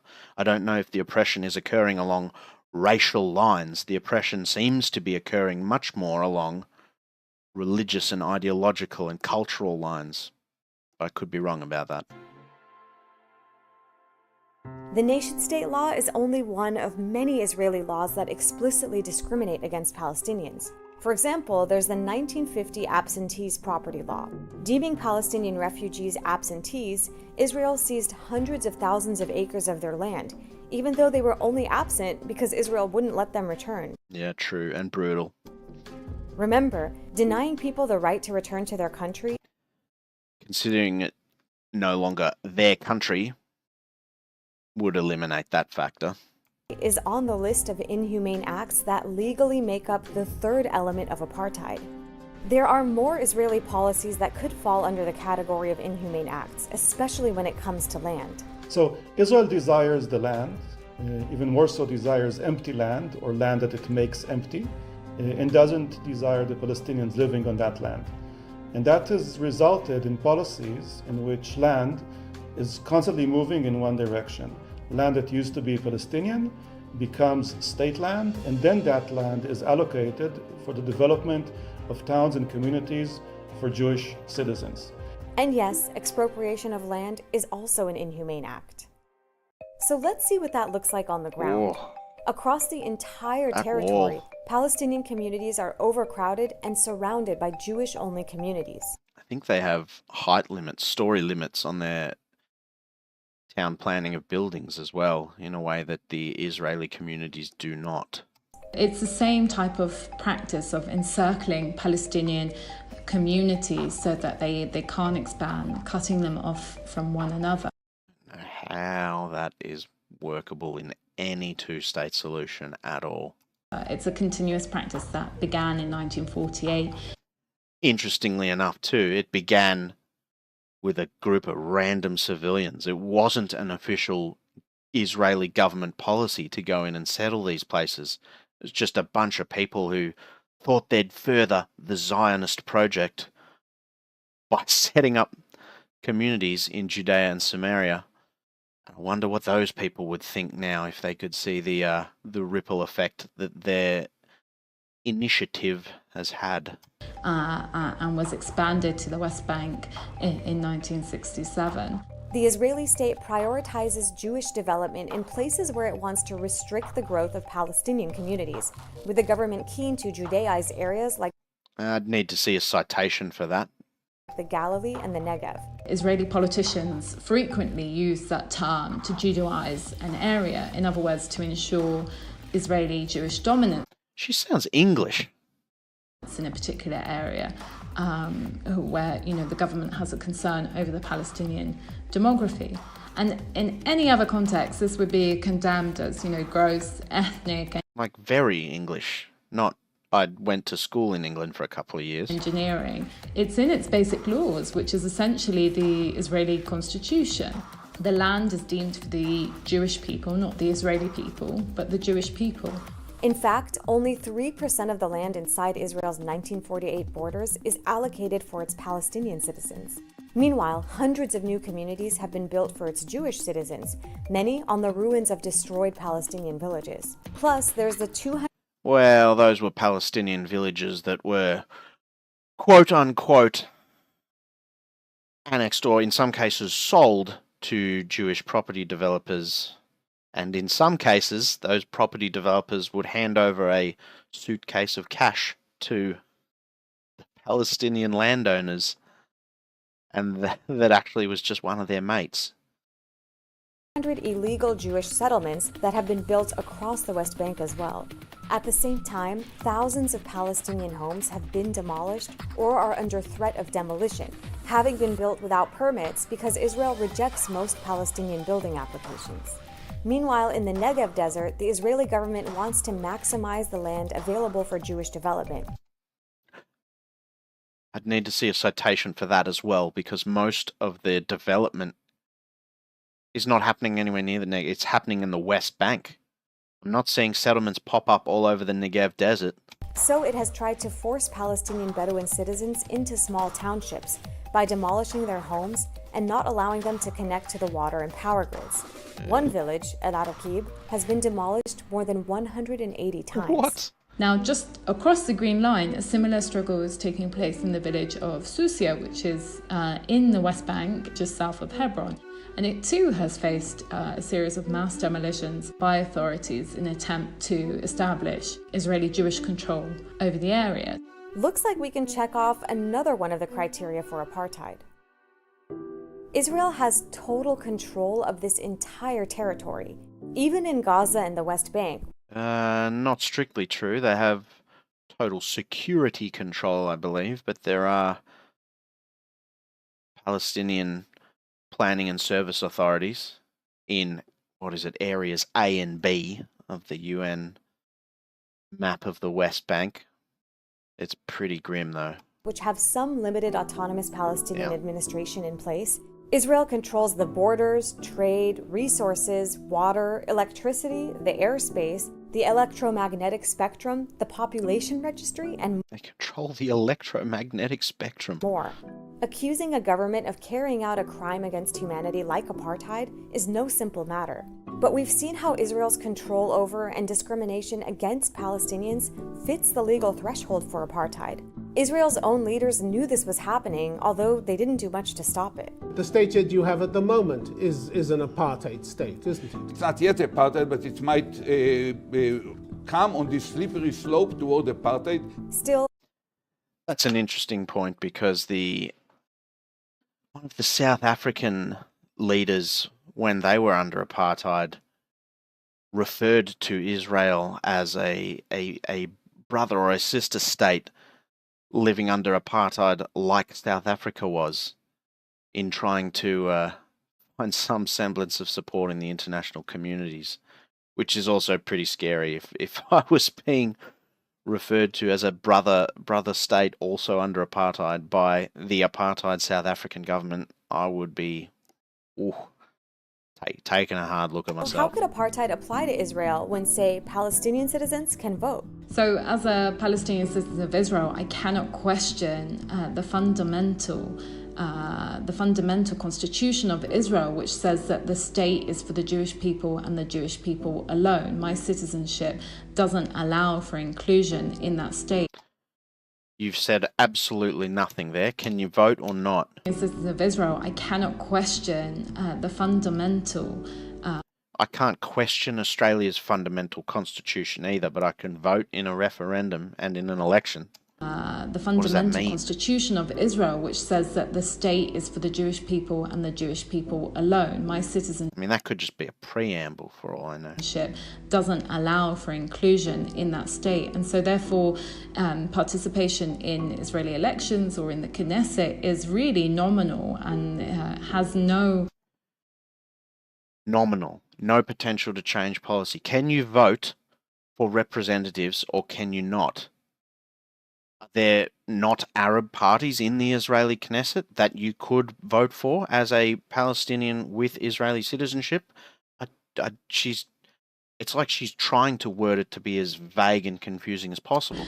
Has no potential. She can't directly point to something that says, no, I can't vote. To change policy. Another argument against the accusation of apartheid is that the occupation is only temporary, and when very, very, very long temporary. What are we going on, 50 odd years? Oh. When it ends, Palestinians will rule themselves. Oh yeah, one day. Normal people don't think that 54 years is temporary. We've passed that line already a very long time ago. And yeah, there's a lot of Israeli propaganda insisting on that worldview of democracy plus temporary occupation. No, it's not a democracy and it's not a temporary occupation. It's one regime between the river and the sea, and that regime is apartheid. Interesting. So that's the Al Jazeera review. I think we can safely say that's a Palestinian perspective on the regime in Israel. Whether or not it equates to apartheid, I'm not sure. There's a legal definition as well as a colloquial, sort of conversational definition. You might be able to get it to meet some legal definitions, but I don't know if the division is explicitly racial enough and not religio-cultural, if that's a word, to have apartheid be an accurate description of affairs. But like the terrorism question, is Hamas a terrorist organization? Was that a terrorist attack? It can be bad without being a terrorist. It could be just a normal military action and still be fucking horrendous. Like the conditions Palestinians live under in the West Bank with that massive freaking wall and military checkpoints in the Palestinian state can still be shit and it not be apartheid. So, in the words of Hassan Piker, it's not productive to use either of these terms, really. It's not productive. And boy, hasn't Hassan been saying some crazy stuff lately. Anyway, that's about all we have time for today. Thanks for hanging out. I hope this provided a little bit of clarity on some of the broader narratives going around, especially on Twitter. Pump the brakes before you rush to judgment when you see anything about this conflict. Nothing is guaranteed. No side is 100% good or bad. They're both going to be doing some horrible shit to each other, like Peter Zeihan said. No one's going to come out of this with their hands clean. But when you see a video of a 6-year-old child who's been raped on Twitter, and one post is saying this is the IDF committing atrocities in a Gazan hospital, and the other side is saying this was Hamas after they beheaded 40 babies in the Negev desert, just pump the brakes. Just strip the narrative, the text away, look at what's in front of you, try and place it on a timeline, and then wait for confirmation. Wait for more info to come out. It's the best advice I can give you. Cheers.